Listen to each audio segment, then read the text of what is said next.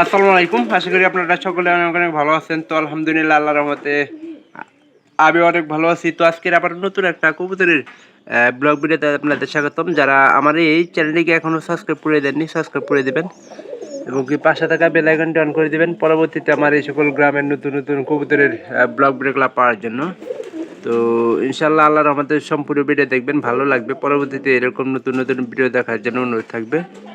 তো আজকে আমার এই যে এই জোড়া কবুতর দুইটা বাচ্চায় ফুটছে, কিন্তু মনে হয় যে এই দুইটা বাচ্চা ফুটার পরেও এগুলা ঠিক মতো খাবার টাবার খাওয়াইতেছে না। তো বেশিরভাগ সময় এরা দেখি যে ঘরের ভিতরে থাকে। তো বাইরে গেলে কিন্তু একটু খাবারের ইকরণ যায়, যেমন আমি বাইরে গেলে খাবারের একটা চেষ্টা করে কিন্তু খাবার জোগাড় দিতে পারি। পায়রাও ভিতরে থাকে, পায়রাও ভিতরে থাকে। দুইটা থাকলে তো আর মনে করেন যে খাবারের সন্ধান আমি করে দিতে পারবো না। তো ওরা যদি একটু বাহিরে যায় তাহলে কিন্তু খাবারগুলা সন্ধান আমি করে দিতে পারি।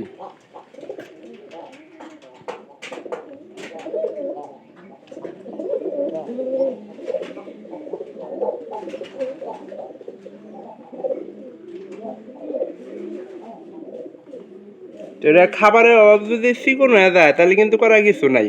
তো আল্লাহর রহমতে এবার দুইটা বাচ্চা আশা করতেছি। আর যদি একটু মোটা দাদা হইতো, খাবারের সিজনটা একটু কম আছে, মোটা দাদা হইলে কিন্তু কবুতরগুলা সবচেয়ে বেশি ভালো লাগতো। আর এগুলা খাওয়ানোর জন্য আমি একটা প্রচেষ্টা নিতেছি যে দেখি ভুট্টাই না খাবার দিলে ঠিক মতো খাওয়াই নাকি। এখন কিন্তু এই যে ভুট্টা খাওয়াই না জো হয়ে গেছে গা বাচ্চাগুলা। কয়েক মুঠ নিয়ে খাবার দিই, ঘরের ভিতরে খাবার দিলে কবুতরগুলা খাবারের শর্ট পড়বে না। 4 থেকে 5 মুঠ দিব খাবার এবার। আর এই যে আরগুলা কবুতর কিন্তু আমার সাথে সাথে ঘুরতেছে, যেমন এইখানে আমার একটা পায়রি আছে, ওই পায়রিটা কিন্তু সাথে সাথে ঘুরে। এটা এখন খাবার দিব, এই জন্য ওই কবুতরগুলা বাহিরে গেছে। বাইরে কিন্তু প্রচন্ড রোদ উঠছে আজকে। তো এরকম রোদ মনে করেন যে সবসময় উঠে না, তবে আজকে উঠে একটা জিনিস ভালো লাগলো, এই কবুতরগুলা খাবার একটু বেশি বেশি দিই, কারণ মনে করেন যে প্রায় ঘরের মধ্যে বাচ্চা।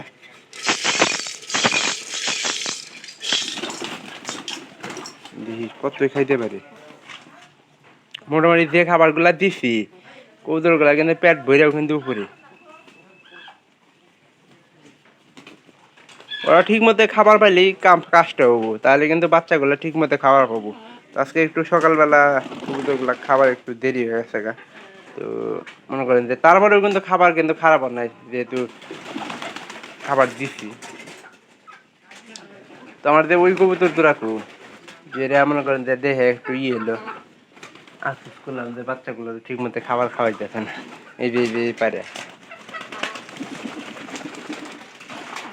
এবার আল্লাহ আমাদের রহমতে দুইটা বাচ্চা ফুটছে কবুতর জোড়া। তো যেটা আশা করছিলাম ওই টিনের ঘরে কবুতর বাচ্চা কিন্তু ফুটে নেই, আবার ঘরে যাইতে কন্টিনিউ।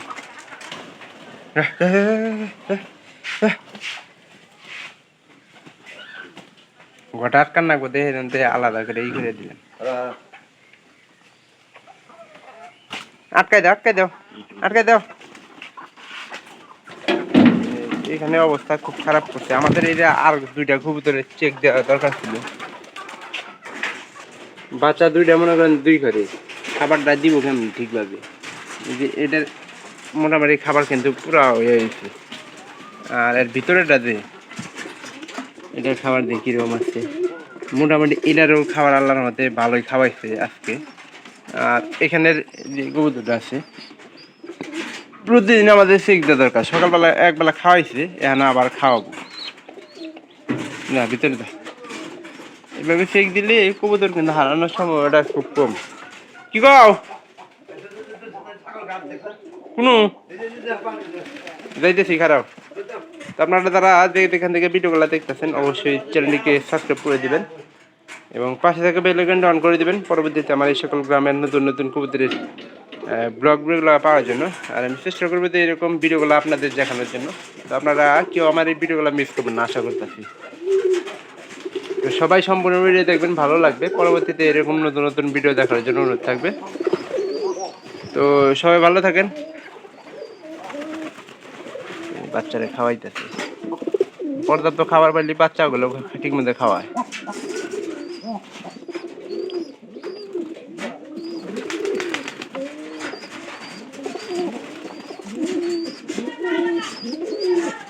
তো ভালো থাকবেন সবাই, সবাইকে ধন্যবাদ।